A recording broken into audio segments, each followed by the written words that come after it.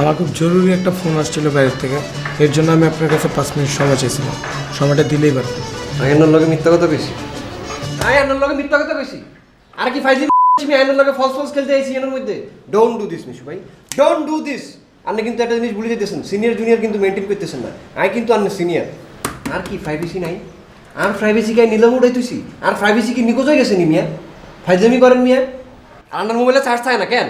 Transmitter লগে বই লটকাইতেন, ইয়ার ঘরে চার্জ দেন মিয়া। ইয়ানো বই রয়েছেন মিয়া, আরও তো চার্জ দরকার। ওই মিয়া আপনি মিশা কথা বললেন কি কারণ নেই? আপনি চার্জ কেন দেন? আন্নেও তুমি এক বড় মৃত্যুক মিয়া, যত মৃত্যুক লই বসি দিয়ে মধ্যে।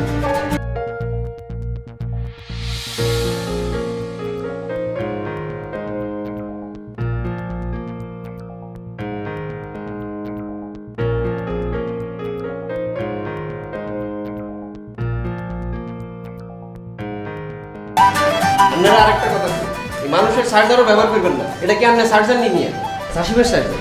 মানুষের জিনিস নিজের মনে করে ইউজ করেন, কিনলে নিয়ে স্বভাব পরিবর্তন করেন।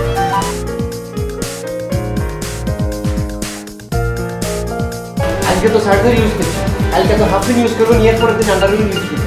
আপনি যে স্বভাব আমি দেখতেছি, কদিন করে তো একটা গৌরব আপনি বাকি যায়। এইসব স্বভাব আসলে খারাপ। আপনি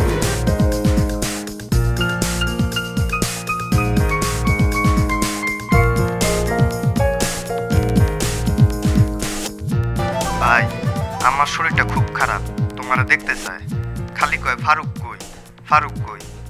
তুমি একটু আইবা ভাই। ভাই রে, এই মুহূর্তে তো আমি ছুটি পাবো না। নতুন প্রোডাকশন নামতেছে, সব দায়িত্ব আমার উপরে, আমার তো কাজ করতে হইব। শোন, তুই মারে ওই গ্রামের যে ডাক্তার আগে দেখাইছিলে তার দেখা, তারপরে আমি যখন ছুটি পাবো তখন আসবো। কয়দিন আগে বসের কাছে আমি ছুটি চাইছিলাম, ছুটি দেয় নাই। এখন যদি আবার ছুটি চাই তাহলে মনে করবো যে মায়ের অসুখ, মিথ্যা কথা বললে আমি ছুটি নিতেছি। আমি এই সুযোগ মতো চলে আসবো। আমার মনটা পড়ে থাকলো রে তোর কাছে। আর মায়ের আমার কথা বলিস, মা ভাই তো কাঁদতেছে তোমার জন্য।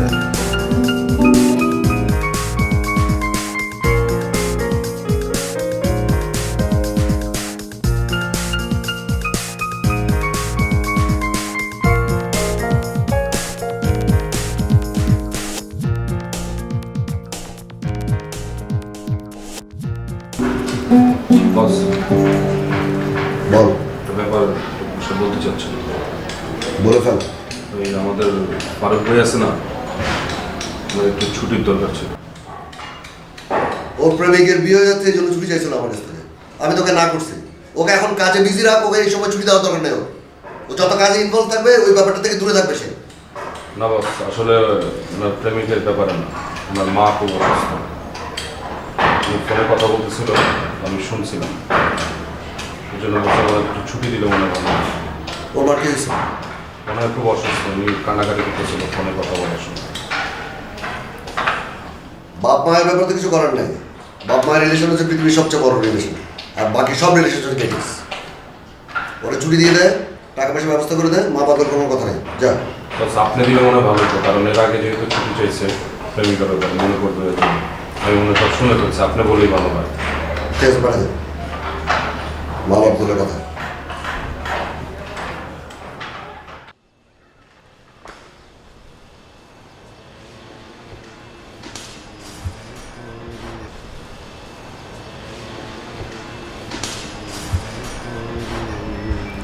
আচ্ছা বাবা, বিয়াদবি কাকে বলে?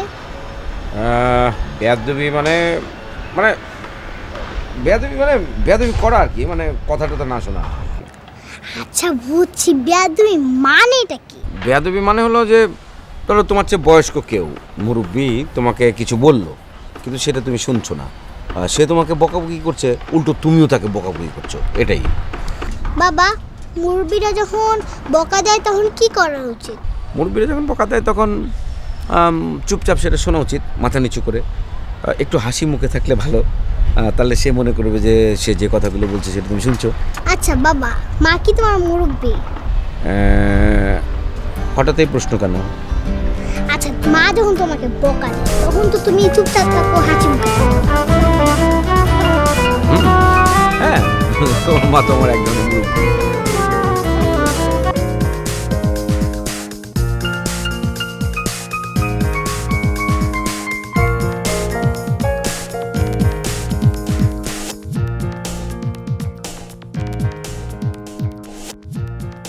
জল, একটা কথা বলি।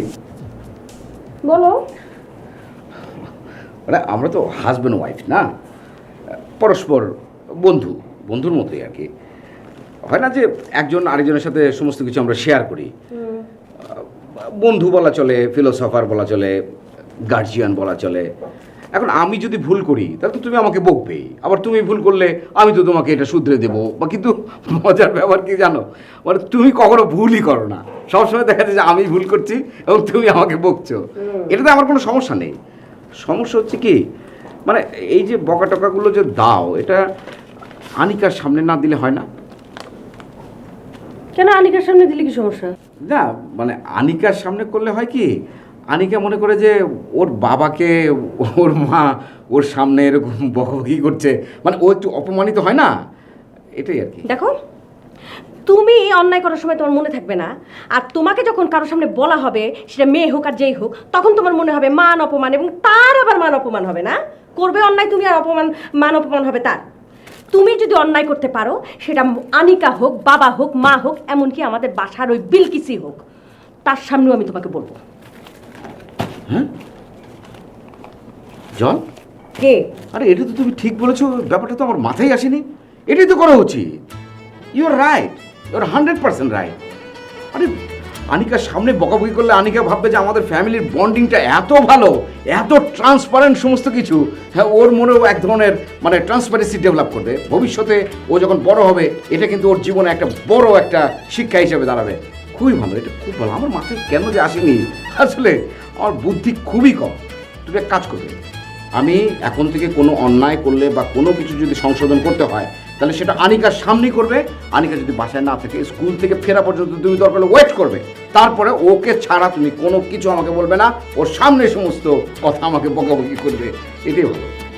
এটা তো আমার মাথায় আসেনি, আসলে খুবই ভালো একটা বিষয়, ভাবা উচিত ছিল। আসলে মাথা আমি খাটাই না।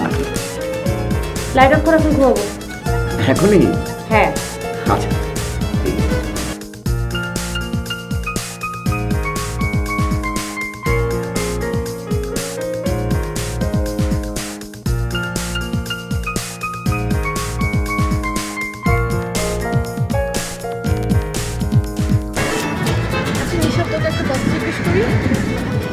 হ্যাঁ বল, তুই রিপোর্টে আমার নাম দিবি? আসলে আমি খুব ভয়ের মাঝে ছিলাম, তো মানে কী করবো বুঝতে পারতেছিলাম না, মানে কার নাম দিব। হঠাৎ মানে তুই আমার সামনে ছিলিস, সেই জন্য আমি তোর নামটা দিয়ে দিছি। তুই মাইন্ড করিস নাই তো? সরি। না, ইটস ওকে। আমি জাস্ট আমার কিউরিসিটি থেকে জিজ্ঞাসা করছি, ফ্রেন্ডের জন্য একটু প্ল্যান করতে পারলে কী করবো। It's okay, fine. আচ্ছা, রিপোর্টটা কি তোর কাছে রাখবি? হ্যাঁ, থাকতে পারে, সমস্যা নেই। আমার কাছে থাক, আমি এটা সেভলি রেখে দেবো। তোর যখন লাগবে তুই তখন আমার কাছ থেকে শুনবি। আচ্ছা ঠিক আছে। আচ্ছা, আর এখন কোথায় যাবি? এখন আমি বাসায় যাবো। ঠিক আছে, চল আমি তোকে নামাই। আচ্ছা ঠিক আছে।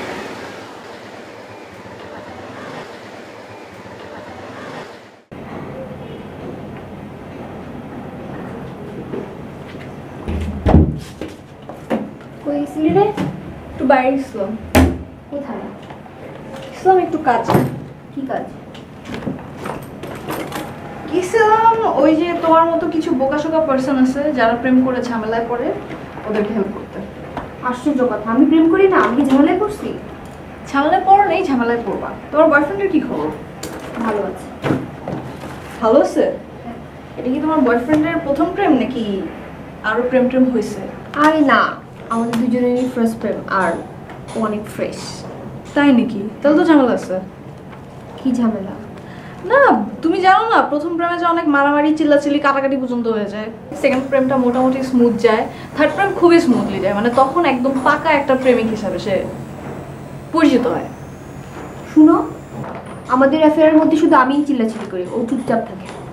তাহলে তো আরো ঝামেলা আছে। কি ঝামেলা? এখন সবকিছু হজম করতেছে, বিয়ের পর সব বদ হজম করবে, তোমার উপর সব ছাড়বে, বুঝছো? So be careful.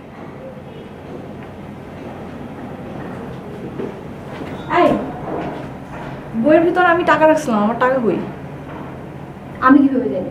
তুমি কি হয়েছিল তুমি বলতে পারো না? রুমে তো তুমি বসো, আমার বইয়ের ভিতরে টাকা ছিল, টাকা কই? হ্যাঁ, আমি কি টাকা চুরি করি? তা আমার টাকা কই যাবে? আমি কিভাবে জানি? আমি জানি না, আমার টাকা খুঁজে দাও। তুই না মানে সারাদিন খালি আমার পিছনে টাকা খুঁজে দাও। তুমি খুঁজো, তুমি খুঁজো।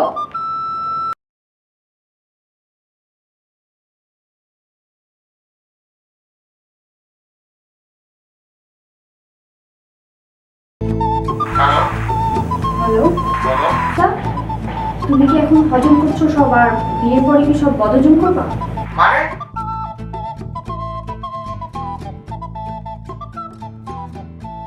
দেখো নিশাদ, ওই দিন তুমি ফোন করে তোমার ফ্রেন্ডের বাসা আমাকে টাকায় নিয়ে গেছো, আর তোমার ফ্রেন্ড আমাকে চাতা বাসা অপমান করছে।